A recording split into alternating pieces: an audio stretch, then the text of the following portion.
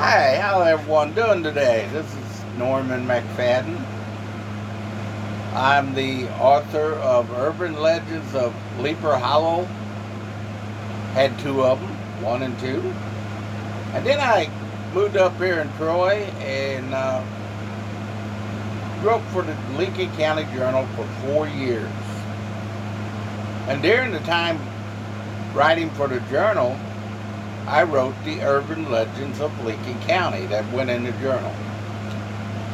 And part of my job was going out and investigating the legends and making sure they're true or false. And I'd go up to places to stay the night. And out of the 4 years of writing for the journal, I got two more books called Urban Legends of Lincoln County, Missouri. Now you can buy these books anywhere online. Just type my name in, Norman McFadden, the author, and it'll pop up. You can buy it about anywhere. We're going to start a deal here with YouTube where I tell a story from the books. Now I'm going to ad-lib because I was there, and I know what it happened and how scary it was. So I'm not going to read directly from the book. I'm going to kind of tell the stories and see how it goes. Hope you enjoy it. Our first story is going to come out of the book Urban Legends of Lincoln County, Missouri 2. And we're going to tell the story about the lost cabin.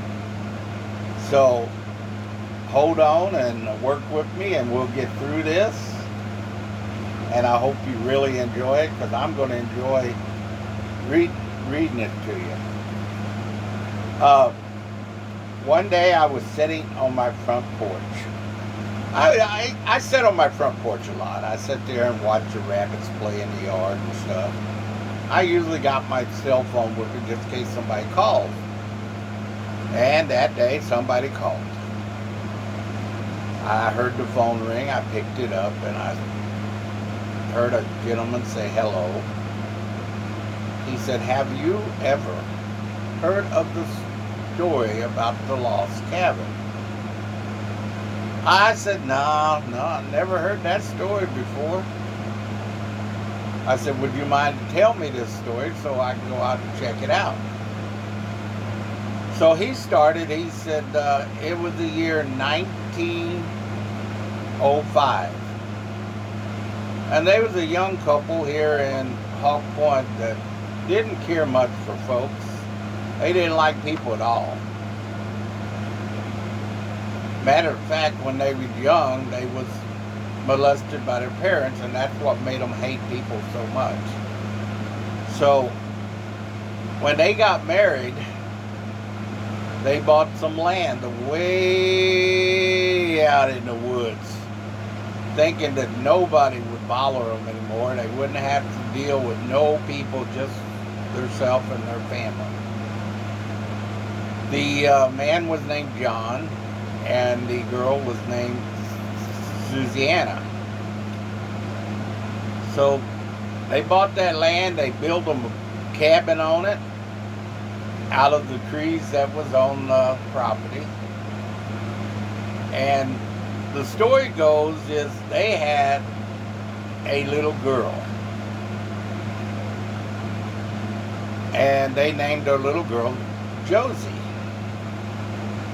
Josie was a normal little girl, but she never got to go to town at all. They had to have anything from town, it was Ollie the dad went, the little girl, and mom stayed at home. So she growed up that way, not knowing nobody but her mom and dad. So when she was 12-year old, she turned into a beautiful young lady. She had the silkiest blonde hair you ever saw, and they didn't cut it, it was real long. And she had sky blue eyes, most beautiful little girl you ever saw. But nobody would know it because she didn't go nowhere. So she was out playing way behind the cabin, and she ran onto this lady from Hawk Point, happened to be the local witch. Witchcraft is still practiced today. There's white witches, which usually are the good witches.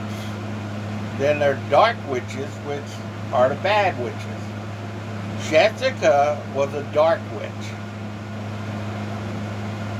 But she'd go out in the woods to gather her herbs and spices for her potions. And she ran on to Josie that day, and Josie never seen nobody but her mom and dad. She was scared a little bit. Jessica said, "Don't be scared. What's your name, little girl?" And Josie, "My name's Josie." Jessica said, "Well, what are you doing way out here in the woods?" And Josie said, "Well, me, mom, and dad lives out here. This is our property you're on." She said, "Oh, I'm sorry," acting so sweet and innocent. Jessica was. She said, "I'm so sorry." She said, "I guess I shouldn't be out here, but I get her spices and herbs from the woods, and I make up my potions. I make up love potions and all kinds of stuff." And Jessica said, "Can I help?" Josie said, "Can I help?" And Jessica said, "Yeah, you can help." So Josie and Jessica became friends, true friends. Josie really loved it because she had a friend, somebody she could talk to now. And they made the potions up out in the woods. They didn't tell her mom and dad about it. They did it, friendship would have been over quick. They just kept it to themselves, and they gathered these herbs and spices, and they made the brews out in the woods. That went on for 3 years. Josie was 15-year-old when the disaster happened. They was making a brew up out in the woods, and something came up out of the brew. It looked like a big old puff of smoke, and it went in Josie. Oh, Josie fell on the ground, started kicking and squirming, and just having a fit. And Jessica looked at her, and she noticed her facial features were changing. She was getting ugly. She was getting spirit filled with some kind of evil spirit that came out of the brew. Jessica wanted nothing to do with this, so she ran off. Left Josie there on the grounds. Didn't know if she's going to live or not. Just left. It took her mom and dad that whole day cracking through them woods to find her. They found her about dusk. And Josie was still laying on the ground. You could hardly recognize her. It didn't look like Josie at all. And they tried to pick her up to carry her back to the cabin, and she bit them. She scratched them. She just tore them up. So John told Susanna, said, stay here with her so she don't run off. I'll go get that big heavy blanket and we'll bring it back. I'll bring it back and we'll wrap her up in it like a cocoon. So he ran off, left Mom there with her, and Mom stayed there and made sure she didn't go nowhere. John got back.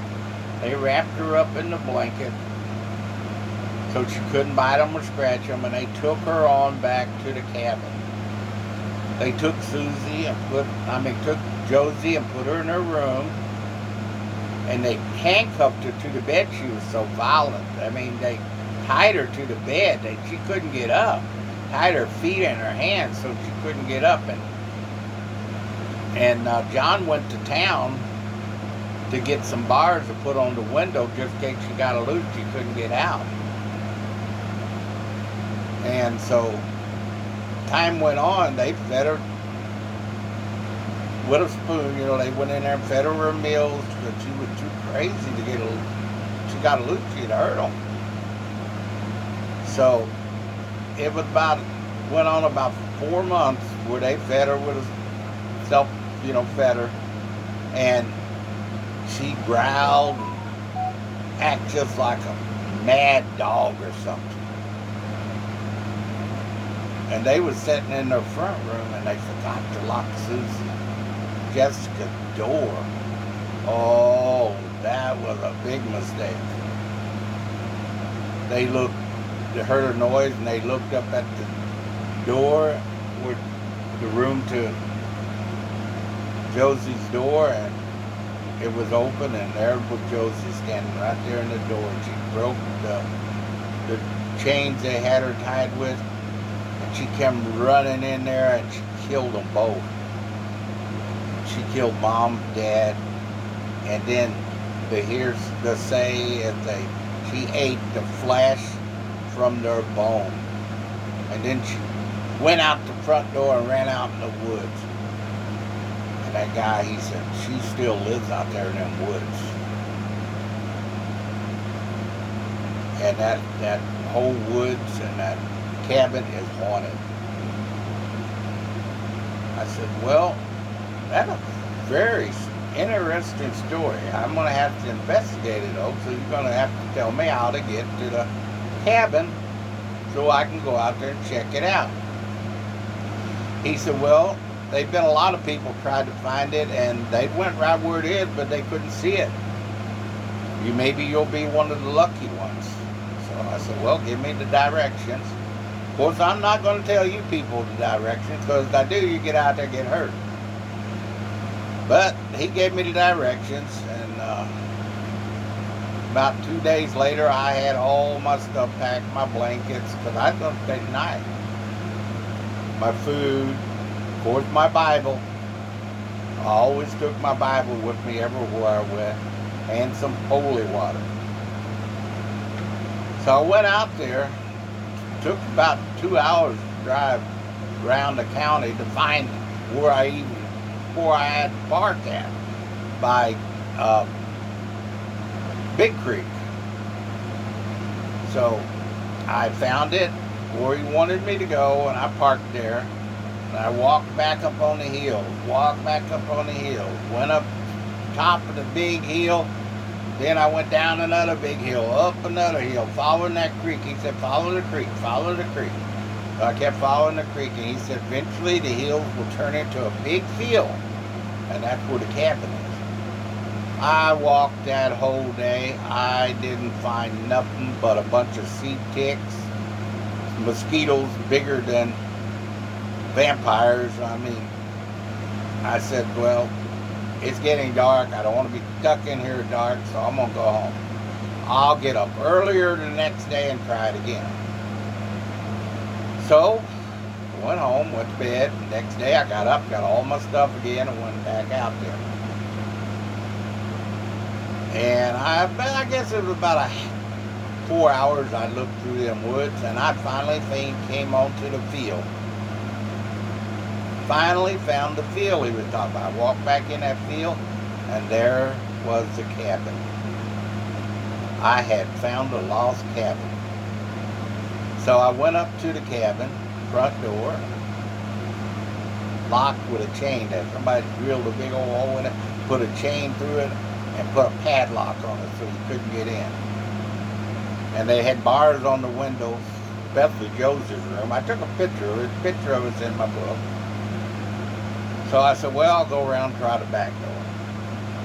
So I walked around the cabin, walked around the back door, and it just happened to be the back door was open. So I walked into the cabin,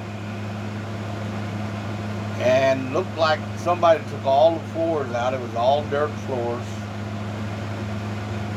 I looked around a little bit, found a corner, laid all my stuff down in the corner, went in Josie's room. I felt it was kind of weird feeling walking in that room with the bar on the door and the bar on the window,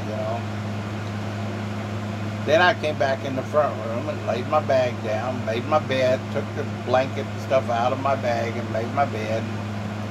And I was a little hungry for all the walking, so I sat down and ate me some food.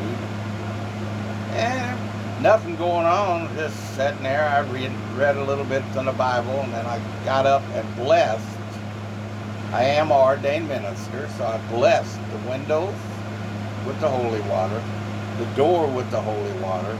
Every single window and every door got blessed. Because at that moment, I felt no bad spirits in the house. But as time went by, it was 12 o'clock, midnight. Now that, I know it's crazy, but that's usually when the weird stuff happens. At 12 o'clock, I heard a squilling, loud squilling like a woman being cut out in the woods. I mean, it was the horriblest sound I ever heard in my life. And it kept getting closer and closer. I jumped up from my little cot I was sitting on and went and looked out the window in the front room. And I noticed the window had 3 little nails in it. But somebody nailed the windows down, all of them. But I looked out the window, seen nothing. But that squilling, that howling, that screaming kept getting louder and louder and louder. And I still couldn't see nothing out that window. But I was getting a little nervous. I gotta admit, here I am by myself and hearing this, it's scary. Even for me, and I'm not a little man, you know. But all of a sudden, I mean, it's just like, boom. That front door flew open, that chain broke, and the lock flew all the way across the room and hit the wall on the other side of the room and fell on the dirt floor. So, you know, I ran over just quick as I could, and I put my back to the door and pushed it too. And the squilling just kept getting louder and louder. I heard something digging into the log cabin, digging into it with the claws. I was not just nervous, I was scared. At that time, I was scared. And I held my back to the door, but I could feel it bouncing. Then all of a sudden, the window popped up, and the 3 nails fell on the ground right there by it. Now that scared me really, really super bad. So I ran over the corner where my bed was. I said, "Heck with it. If they can get in, they're going to come in, because there ain't nothing I can do about it. If they can pop nails out the window and break chains." So I just went over in the corner. I put my hands on my head like this, and I started saying, "I'm covered by the blood of Jesus. I'm covered by the blood of Jesus."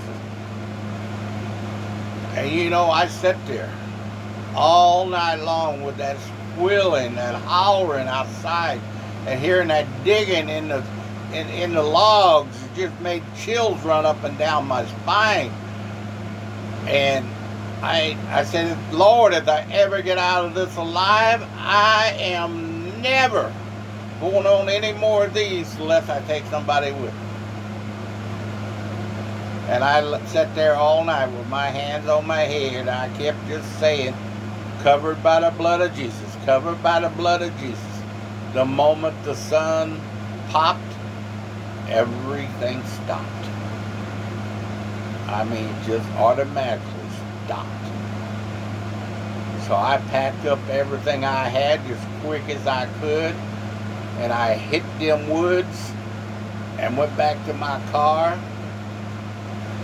And I never, after that, ever went out on any more of my overnight camp out where urban legends happen unless I took somebody with me.